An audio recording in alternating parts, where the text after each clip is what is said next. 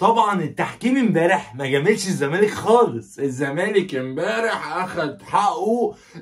كرة دونجا فيها وعليها زي بتاعة الاهلي امام فاركو، ولكن هنتكلم على التحكيم والاهلي والزمالك، مين ماشي كويس ومين في خطر عليه ومين بيلحق نفسه بسرعة. وعايزين نتكلم على زيزو، التجديد والاداء ومستوى امبارح والدنيا والجماهير واراء الجماهير، وجهة نظري وجهة نظر بعض الزملكاويه اللي خدت رايهم. لو انت مسؤول في نادي الزمالك تجدد لزيزو ولا تمشيه؟ طب افرض راح الاهلي، طب هنعمل ايه؟ في الفيديو كلام مهم جدا، يا رب باذن الله الكلام يعجبكم. وخلي بالك عشان الفيديو كله مهم، اوعى تسيب فتفوته في الفيديو. وما تنساش في الاول تشترك في القناه وتفعل وتفعل زر الجرس، مهم جدا جدا جدا عشان يوصلك كل فيديوهاتي باذن الله. ونقول بسم الله الرحمن الرحيم ونبدا الكلام. من وجهه نظري ان التحكيم بعد 9 جولات خدم الاهلي اكتر من الزمالك. يعني لو رجعت كل الحالات التحكيميه للنادي الاهلي هتلاقي الاهلي اتجامل في 9 جولات، الزمالك اتجامل ولكن الاهلي اكتر شويه من الزمالك. فمحدش يتكلم على ضربة الجزاء بتاعت الاهلي امام فاركو والدنيا وعادي والايام عدت والدنيا مفيش اي حاجه. الزمالك امام مودرن فيوتشر مفيش اي حاجه الزمالك اتجامل بيها، بالعكس في كوره شبه كوره دونجا هي بتاعت عمر كمال عبد الواحد فيها وعليها. ولكن هنقول كده ونوثق الكلام ان النهارده 24/1/2025 الاهلي التحكيم ظبط الدنيا شويه مع الاهلي. يعني كان ممكن الاهلي يفقد نقاط اكتر، ولكن التحكيم كان له راي اخر. الاهلي والزمالك لما تيجي تبص عليهم كده، مين واقف ومين بدأ يقع ومين ممكن يفقد الدوري. الزمالك قبل ماتش مودرن كان ماشي كويس، يكسب مودرن سبورت الدنيا تبقى معاه زي الفل ويتصدر الدوري، وفجأة تأتي الرياح بما لا تشتهي السفن اطلاقا.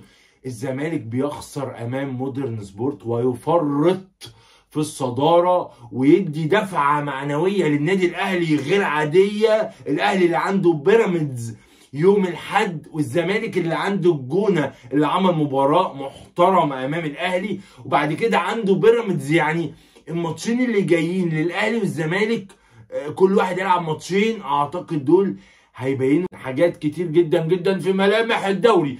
ميزة الاهلي طول عمري بشوف ميزة الاهلي في حاجة واحدة، دايما لما بيحاول هيقع يلا نقوم بسرعة، يلا تعادل يلا بعديها بنكسب، يلا اي اخفاق بيكسب بعديها. انا اتوقع ان الاهلي يكسب بيراميدز ويتصدر الدوري من الثالث لقبل ماتش الزمالك للاول بعد ماتش بيراميدز، بفضل لاعبي الزمالك اللي عندهم مشكله نفسيه، ما بيعرفوش يهيئوا نفسهم للاجواء، ما بيعرفوش يخشوا في اجواء الدوري. لعيبه الزمالك ما بتعرفش تكسب الدوري، لعيبه الزمالك اخرها تكسب بطوله من 4 5 6 ماتشات، غير كده صعب عليهم الدنيا. الكونفدراليه اسهل من الدوري بكتير. يعني لو سالتك انت زملكاوي تاخد الدوري ولا تاخد الكونفدراليه، هتقول لي اخد الدوري من بيراميدز والاهلي واحرق قلب الاهلاويه وكده، وهلعب في دوري ابطال افريقيا الموسم القادم ويبقى عندي فرقه قويه. الزمالك ما بيعرفش يعمل كل ده.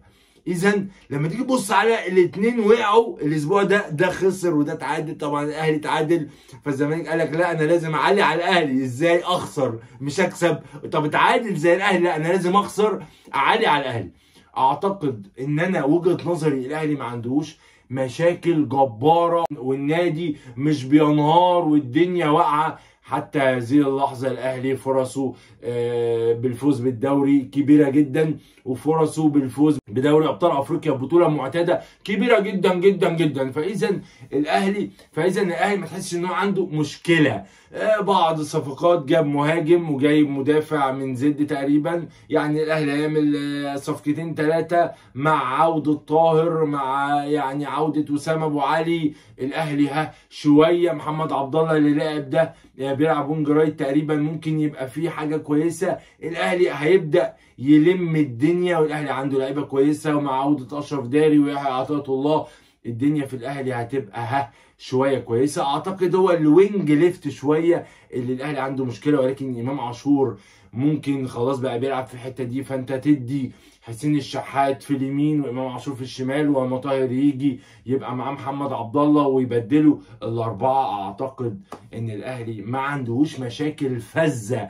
أي نادي في العالم المستوى بيقع وبيطلع تاني، مفيش أي مشكلة خالص.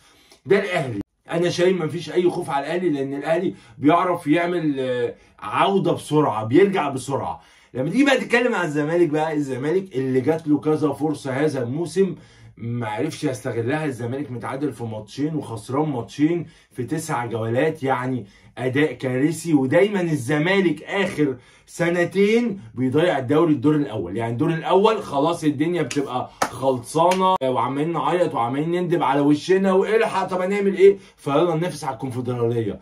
انا شايف ان احنا ما ينفعش يضحك علينا تاني من مجلس الاداره ومن اللعيبه. انا شايف ان احنا قدامنا الدوري ناخده علشان نلعب في دوري الابطال السنه الجايه. بقالنا سنتين غايبين على دوري الابطال، لازم نركز في الدوري ولازم ناخد الدوري. الزمالك على مستوى الانتدابات محتاج مدافع بعد اصابه حمزه المسلوسي، الف مليون سلام عليه. الزمالك محتاج لاعب 8 حريف حاجه كده زي عمرو السوليه، حاجه كده زي فرجاني ساسي، بيعرف يزيد وبيعرف يشوط وبيعرف يحضر وبيعرف يستلم تحت ضغط وبيعمل كل حاجه زي القندوسي والحاجات دي.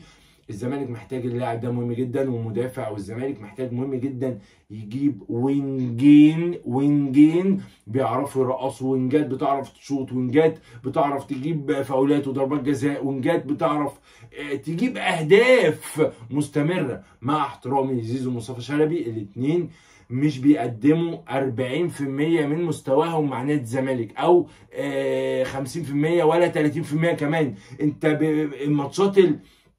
الماتشات الصعبة جدا انا ما شفتكش فيها.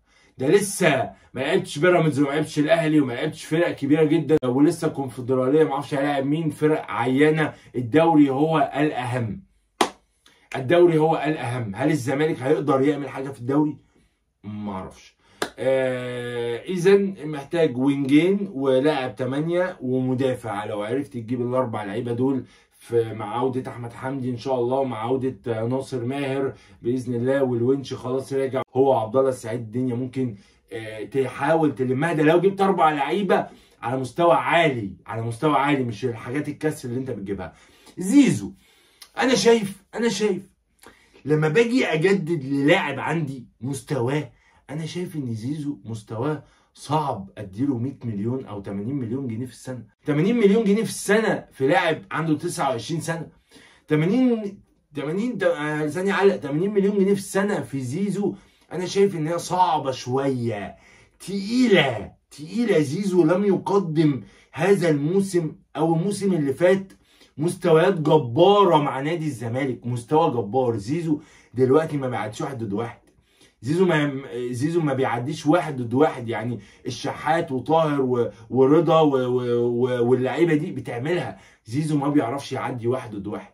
انا شايف ان المجلس خايف، وطبعا المجلس فيه فشل بيعم عليه، لما لاعب بيمشي ما بيعرفش يعوضوه ويجيبوا صفقة محترمة. بالعكس عشان كده جدد للجزيري، لان هو مش عارف يجيب ولا معاه يجيب ولا بيعرف يجيب التلاتة مع بعض، التلاتة في واحد.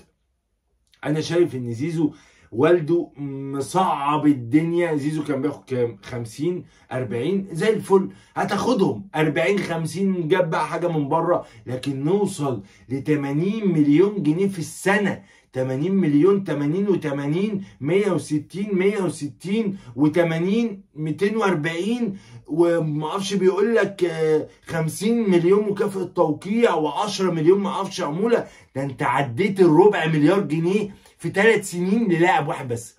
عديت الربع مليار جنيه في لاعب واحد بس في 3 سنين، ويا ريتك بتجيب دوري ابطال ولا بناخد دوري 3 4 سنين ورا بعض. بس التجديد علشان ده زيزو نجم النجوم، محدش يقدر يقول اي حاجه، هو النجم الاول في الزمالك، محدش يقدر يقول اي حاجه، ولكن اداء زيزو ما يديش 80 مليون. المجلس خايف من ورقه الاهلي اللي والد زيزو بيضغط بيها. انا اعتقد ان الاهلي صعب يدي زيزو 80 مليون ولا 70 مليون ولا 50 مليون، لان اعلى لاعب مصري بياخد في النادي الاهلي هو 20 مليون، ده لو وصل ل 20 ويعني والاعلانات وكده. ولكن هل النادي الاهلي يغير استراتيجيته ويجيب زيزو ويديله مبلغ؟ وطبعا عارفين النادي الاهلي بيهد المبادئ وبيهد كل حاجه عادي جدا جدا جدا. فاعتقد ان تجديد زيزو تقيل على قلبي وعلى قلب الزملكاويه. طب لو مشينا زيزو هنجيب مين؟ ده احنا ما عندناش حد، ده احنا ممكن نرجع سيد نيمار اللي بيلعب شوط و20. لا، الدنيا في الزمالك صعبه جدا جدا جدا. بعد خساره من مودرن سبورت انت بدات تفكر انت هتلعب في الكونفدراليه السنه الجايه برضه، انت ولا هتطول اول ولا هتطول تاني. ده يا رب يعني رب نفضل كده. الدنيا في الزمالك لما الزمالك بيتعادل او بيخسر ماتش ما بيعرفش يلم نفسه زي الاهلي، الدنيا بتبوظ. في خساره، في تعادل، في وصل الفرق ما بينك وما بين الاهلي في الدور الاول ل8 نقط. 8 نقط، هو كده الزمالك كل سنه. فنقعد نعيط ونولول ويلا بقى ناخد الكونفدراليه عشان نفرح جمهور الزمالك. ده كان كلامنا عن التحكيم وعلى الاهلي وعلى الزمالك وعلى ابو زيزو. بالنسبه لهتافات الزملكاويه على زيزو امبارح، لما الزمالك بيخسر او الاهلي بيخسر اللعيبه بتشيل عادي، واللعيبه بتستحمل النقد طبيعي جدا، تستحمل النقد عادي جدا. انا شايف ما فيش اي حاجه حصلت امبارح ولا اي حاجه. اي مشجع قال لزيزو اي حاجه، ما فيش اي مشكله خالص. ده مش راي الزملكاويه كمجمل. يا رب تكون بتتفرج عليا لحد هذه اللحظه. اعمل لايك مهم جدا جدا للفيديو، وجهه نظرك في الكومنتات مهم جدا جدا، وما تنساش تشترك في القناه وتفعل زر الجرس مهم جدا جدا جدا. ويا رب يكون الفيديو الكلام فيه عجبك مهم جدا جدا جدا. سلام.